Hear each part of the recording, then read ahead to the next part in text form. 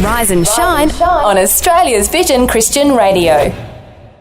You're on Rise and Shine with Matt and Fel all across Australia, and we love catching up with our good friends Brett and Kate Ryan from Focus on the Family. How are you guys? Good, thank you. Thank you, yeah. And I believe we're talking about communication today in marriage. So, Kate, I'm guessing this is on you. You're going to chat, give us some ideas and some tips. Well, all the things that I don't do well. Oh, okay. I'm going to move straight to listening. Oh, there you go. What was that, sorry? I missed that. The book of James talks about it. Be quick to listen, slow to speak, slow to become angry. And it's not something that we're naturally wired to do. We have to be very intentional to do that. What was that again? I don't think we're ever going to get anywhere because we'll just have Matt making jokes the whole way through. But it is a good point. They've actually said, Kate, what do you think? And you jump in, so I don't think you were listening. You didn't flow. You had to keep filling the airwaves with noise. You know what? I love this. Is like marriage getting worked out right in front of us. Should we start again?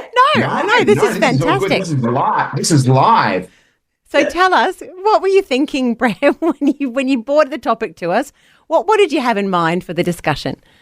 Well, look, the two of us, the article that was actually on Facebook this week. Yeah. Yes.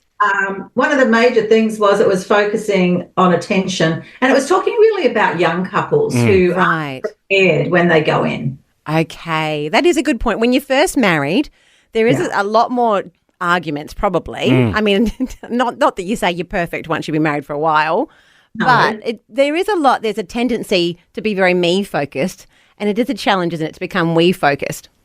Yeah, and I think, too, it's more that they haven't been given the tools before they've gone in. So if you have never had it role modelled about how to communicate, then you're going in minus those tools. And if somebody's come from a place where communication has been fantastic. And then all of a sudden you shut down, or you get offended easily, or they're not listening to me, or you've got a picture of what it should look like, or you don't talk at all, then it becomes very confusing. And I think, Brett, one thing that you said to me years ago in an interview has really helped me personally in my marriage. Really? I remember you said that one of the problems we have is that we listen to people to respond, but we don't listen to listen. Was that something you would have said? It probably was something. I've only said one good thing, and you were there, so that was great. There is a scripture, Proverbs 18:13, to answer before listening, that is folly and shame. Wow. And so we've actually already got this answer in our head. And sometimes we'd like to hear our own voice, and because we've got more important things to say than the person that we're actually talking to. And as I said, we should be quick to listen, slow to speak. And we're often going, stop moving your lips so I can share what I have on my mind, and just to tell you what you've done wrong, I'm more right, and to give you the advice from my sage experience. And that's not always the best way of approaching it. Or it is in a position of we want to defend ourselves because we feel attacked. One of the things that I've learned across the years is that we don't need to defend ourselves. God is our defense. Yeah. When we listen and somebody is trying to explain how they're feeling, we can't diminish how that person feels. We can't say you're wrong how you feel. And so what we need to do is listen and run it through our head this way. Are they saying correct? So we have to enter a conversation humbly and really be prepared to hear what the other person has to say. Now, of course, you've got to pick the timing of when you say something, because if somebody's had a really long day or they're already emotional, that is not the time to dump something on them.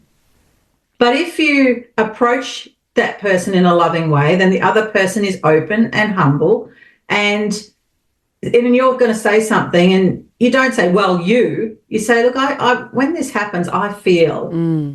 And so are we prepared to take that on and go, you know what? I do that. I do. Or do we think we can sit there and go, well, I probably do that sometimes, but I don't do it all the time. But obviously that's really hurting them. So rather than going, well, I've only done that twice, and you're picking up on it. And so rather than doing that, go, look, I have done that a couple of times, but I'm really going to work out on not doing that because clearly it really upsets you. And I don't want to do that. So are we prepared to hear it and be really mindful that we've got to work through? If there's that saying something that's not true, then we need to hand that to the Lord. Don't, react badly.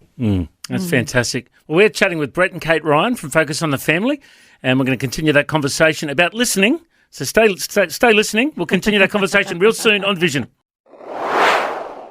You're on Rise and Shine with Matt and Fel all across Australia, and we're blessed to have Brett and Kate Ryan from Focus on the Family Australia joining us, talking about listening, Fel. Are you getting some good tips? I am. And one thing that came to mind is, as you were talking, although I was trying to focus because that's what we're learning today, not having something playing in your head while you're listening to the other, but it's asking the right questions as well. I know that's something that it took us a while in marriage, but I actually almost sometimes need Murray to ask me a question so then I can respond and then I can tell him. I really don't like coming out and saying I'm upset because...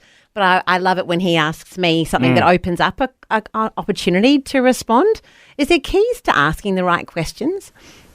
Well, I mean, obviously, as you're listening, you're actually, and following on from what Kate said before the break, validating their experience. That must be really tough. I hear what you're saying. I understand what you're trying to say. And then to clarify it, and following on from what Fel was saying, is that the person needs to say, how often is this occurring? Is this something that's happened on a regular basis? Is it something that I've got blind spots? And so it's not that defensive posture, but actually that humble posture to work out that there are some things that I am doing that is really affecting my special person in my life. But this doesn't apply just for marriage. It applies for your relationship with your kids. It also applies in your work and your friends and your family. It applies in all principles of actively listening and wanting to hear what the other person and be curious and seek to understand what the other person has to say. Because I think a lot of arguments between people come out of not understanding because they haven't clarified with that follow-up question. So you might ask an initial question and then you get an answer and you go, hey, and then you get defensive rather than going, oh gosh, you just said that and that has triggered something.